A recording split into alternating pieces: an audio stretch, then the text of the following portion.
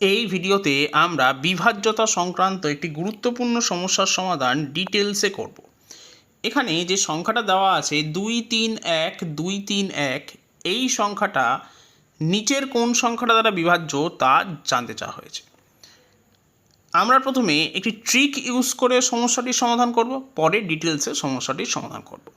ট্রিকটা হলো, যখন 6 অঙ্কের কোনো সংখ্যার মধ্যে 3 অঙ্ক এরকম আইডেন্টিক্যাল জিনিস থাকবে, অর্থাৎ প্রথম 3টে অঙ্ক একই রকম, আবার পরের 3টে অঙ্ক প্রথম 3টের মতো একই রকম, যেমন এখানে 231 প্রথমে আছে, আবার 231 আছে। এই জাতীয় সংখ্যা সবসময় 1001 এই সংখ্যাটা দিয়ে বিভাজ্য হয়। এখন যদি আমরা 1001কে মৌলিক উৎপাদকে বিশ্লেষণ করি, তাহলে পাবো 7 × 11 × 13। তার মানে এই জাতীয় সংখ্যা সবসময় 7 দিয়ে বিভাজ্য হবে, 11 দিয়ে বিভাজ্য হবে এবং 13 দিয়ে বিভাজ্য হবে। এবং আমরা একটু লক্ষ্য করলে দেখব যে এই যে সংখ্যাটা আছে তার অঙ্কগুলোর সমষ্টি হচ্ছে 12 এবং 12 3 দিয়ে বিভাজ্য, তার মানে এই সংখ্যাটা 3 দিয়েও বিভাজ্য হবে। তার মানে আমরা এটা পেলাম যে সংখ্যাটা 3 দিয়েও বিভাজ্য এবং এখান থেকে পাচ্ছি সংখ্যাটা আবার 7 দিয়েও বিভাজ্য, তার মানে সংখ্যাটা 21 দিয়েও বিভাজ্য হবে। তাহলে এক্ষেত্রে আমার সঠিক উত্তর হবে অপশন ডি, 21।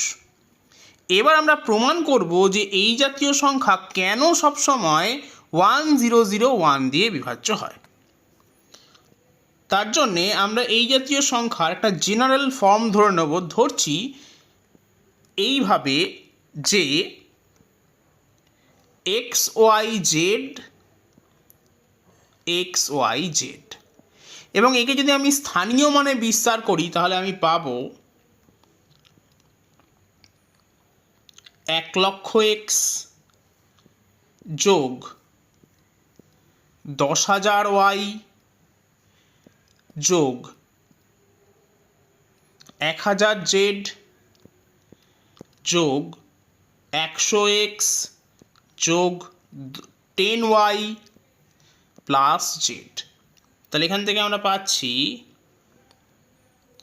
1,00,000 100 x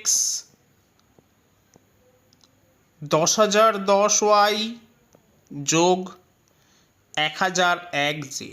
ক্লিয়ারলি এখান থেকে আমরা কমন নিতে পারি 1,001কে, তাহলে আমি পাবো 100 x plus 10y plus z।